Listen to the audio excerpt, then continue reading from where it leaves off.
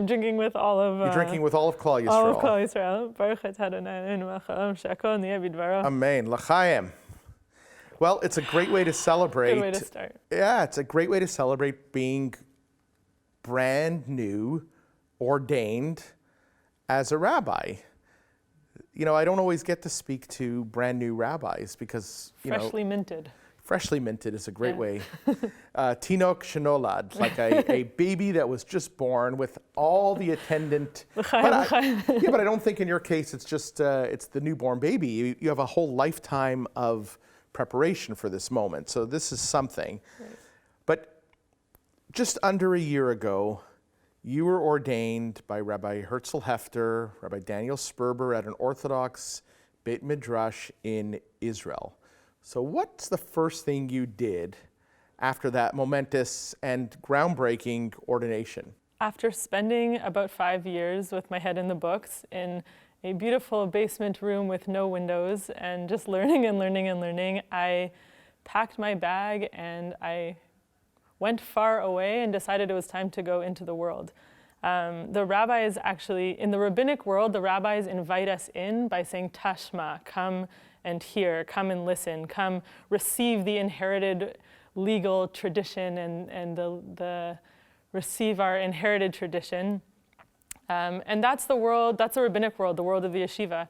The mystical tradition, on the other hand, in the Zohar, it says, Tachazeh, come and see. And that's a call that's inviting us into a sensory experience, into embodied experiential encounter. And I'll say that when I got my smicha, I heard the call of the Tachazeh, I packed my bag and I got out of there. And I took off. I began a traveling where I didn't even know what I was getting into at the beginning. I went from Mexico to the Philippines to Indonesia, eventually to India, and I was sleeping in bamboo huts and in mosques and on the beach and in ashrams and all over the place, riding motorcycles, riding buses, riding boats, and really just went out to be in the world, to see the world, and to, in some ways, heal my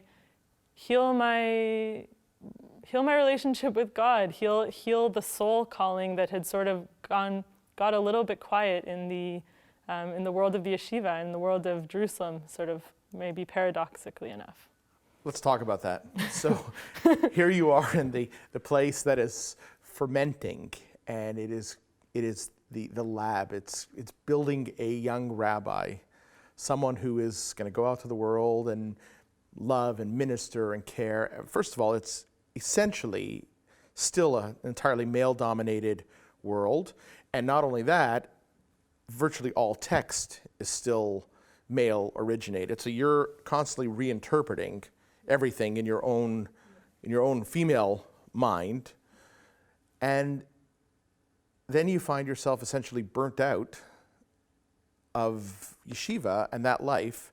And not unexpectedly, many of us have had yeshiva conversations where we can't imagine the pressure we were under to succeed but reaching an ordination and hitting that moment, and I'm sure there was a huge release of pressure. Exactly, you're reliving it, right? You're feeling it, and L'chaim. Yeah, exactly. Have another, and obviously you go, like they say in Hebrew, you went to Hodu, you went literally to India, right? So what happens to you? What happens in yeshiva that you need that release? And how did you find some connection that soothed you, or maybe has never soothed you yet? That's a good question. So I went to yeshiva, actually. I studied Buddhism in my undergrad, and I felt really deeply inspired by meditation and the sort of spirituality of Buddhism, coming from a really wonderful Jewish world and Jewish home with a lot of culture and that sort of stuff. But I never felt the spiritual calling, the piece of Judaism that spoke to my everyday, what it really means to be a human being and how to grow and develop as a human being. And so I studied Buddhism. I like to say Rav Buddha was a big inspiration for me. And then in studying Buddhism, I sort of made my way back to Judaism, to Chassidut, to the mystical and the spiritual aspects of Judaism that I never really grew up with. And it was so wonderful to encounter that. And what I really wanted to understand is, how do I live that in my day-to-day? How does that become practice, sort of spiritual practice? Also for my soul, for my spiritual self, but also what does it mean to be living in the world as a Jewish person? And so I started studying Gemara and Halacha with these questions of practice, like what does it mean to embody our spirituality? And it brought me to Yeshiva, to Beit Midrash Har El, to the world of, very sort of and for and by men in many ways. And it was a wonderful experience in teaching me the way of thinking like a sage, the way of understanding the mechanisms for change, what our practice is rooted in, all of that sort of stuff. And yet it was hard for me, it wasn't a holistic experience for me. It was hard for me to hold on to my spiritual self while I was there in some ways. It was very heady. It wasn't necessarily of the heart, of the body. When I went to Mexico and I encountered land spirituality, it was so unbelievable for me, because I always thought that, that spirituality and religion and all of that sort of stuff is something of the mind and of action and behavior, but not necessarily pulsing from the land, the spirituality of the jungle. Or when I went to the ashram in India, I started to bring my body into the practice, through yoga, through asanas. Asana has, ironically, has the root of asana, which means posture in yoga, comes from the root to sit, like to the seat. And what's the root of yeshiva? The root of yeshiva is also to sit, leshevet. And so in some ways, our tradition is very postural. I'm like sitting for years, and I now go to a chiropractor, and I now wear glasses, and all the things of yeshiva bucher, really. But I went out to bring the rest of myself into that. So the yeshiva world for me was brilliant. It was heady. It was full of mind and thought and intellect. But I didn't have my full self. I didn't have the experiential. I didn't have the sensory. I didn't have my mind, body, and soul in the way that feels the most full way that I can live as a person, or live as a Jew, or live as a leader. And so I went out. It's almost fitting, like it was Rav Buddha that brought me into the world of the yeshiva in the first place. And finishing my time at yeshiva, I was sort of called back out into the world to experience the world and devotion, different devotional cultures,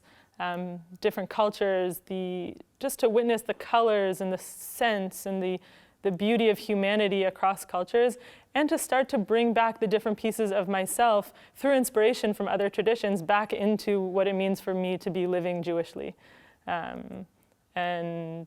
And I, to use the language of Hafiz, I felt like in my travels I was intoxicated on the universe. I was drinking the cup of the beloved. Like I was so inspired, and it's wonderful to come back now and feel that pulse in my Jewishness, and to be hopefully living, practicing, and sharing a path that is whole and inspiring.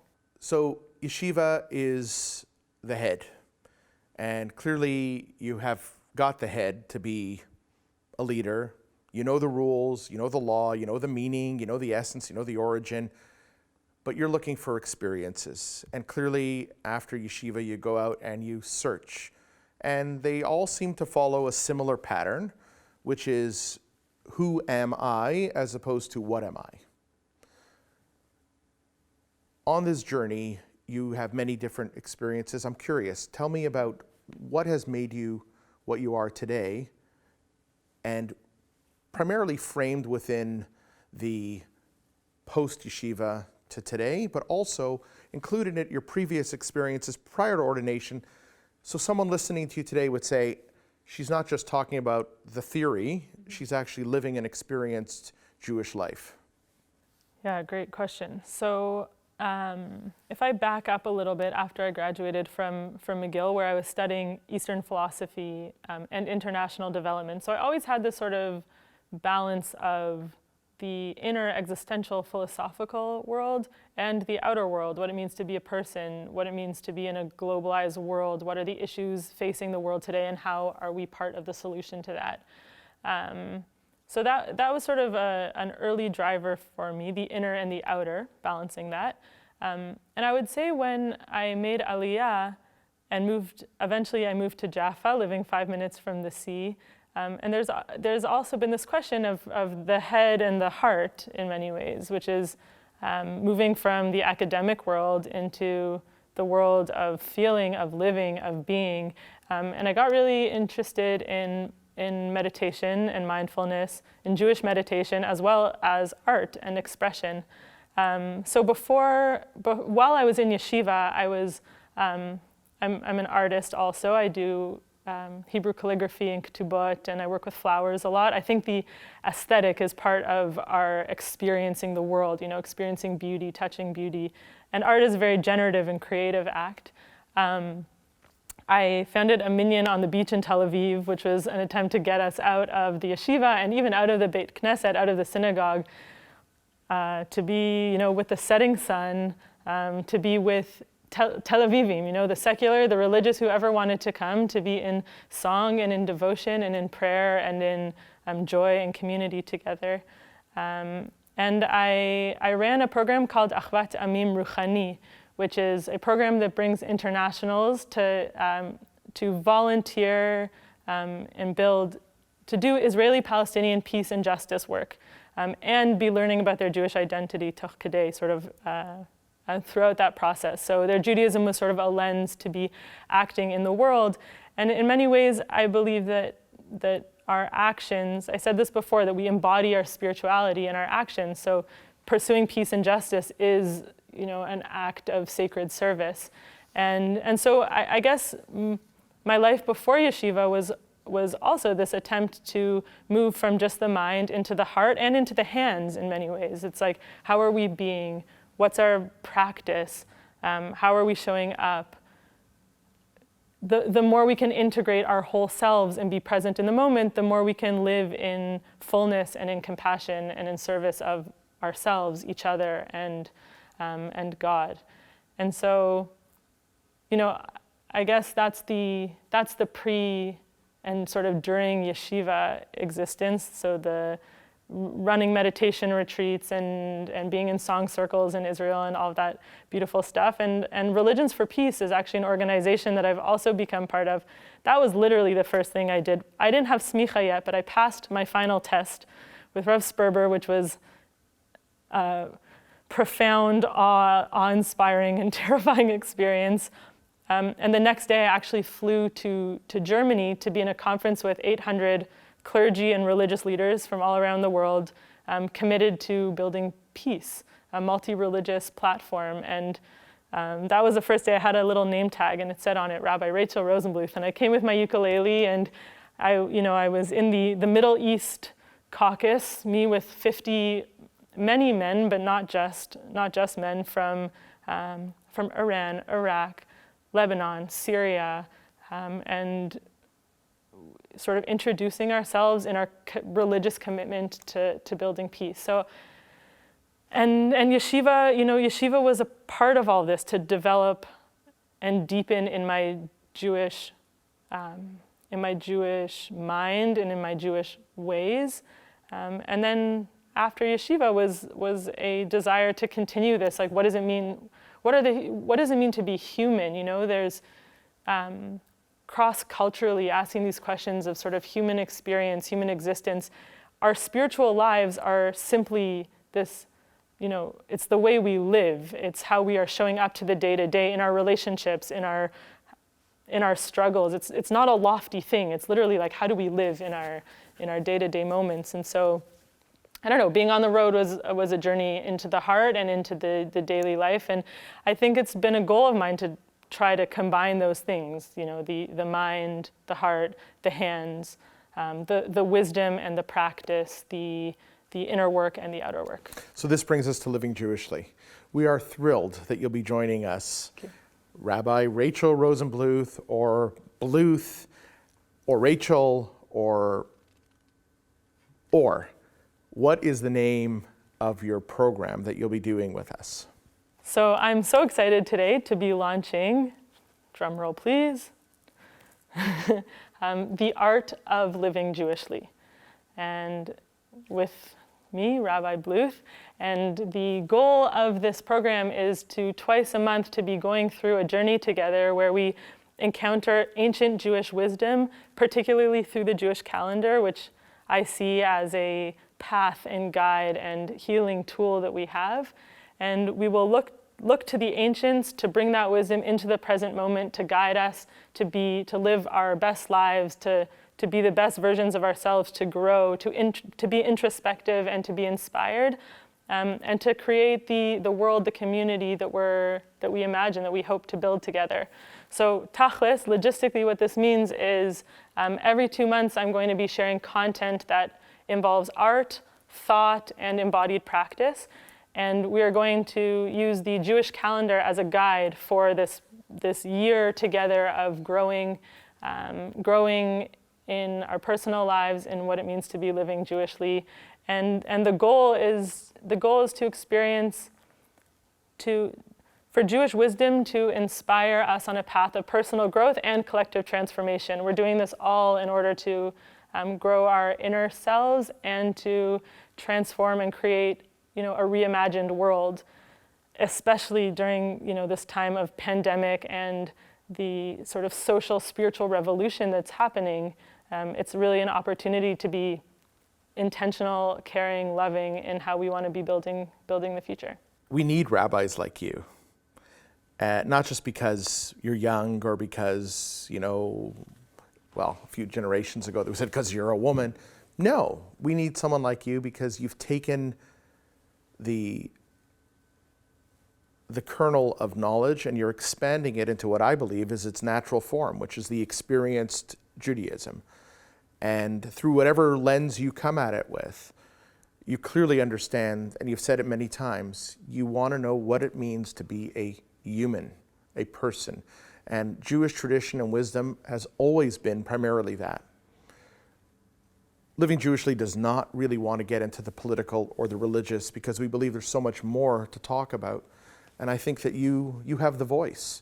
You have the ear of a new generation. You have the ear of probably an older generation who will find you just as compelling because many people have this question, which is that it? You mean like it's just a book or it's a ritual? How do I make it? How do I feel it?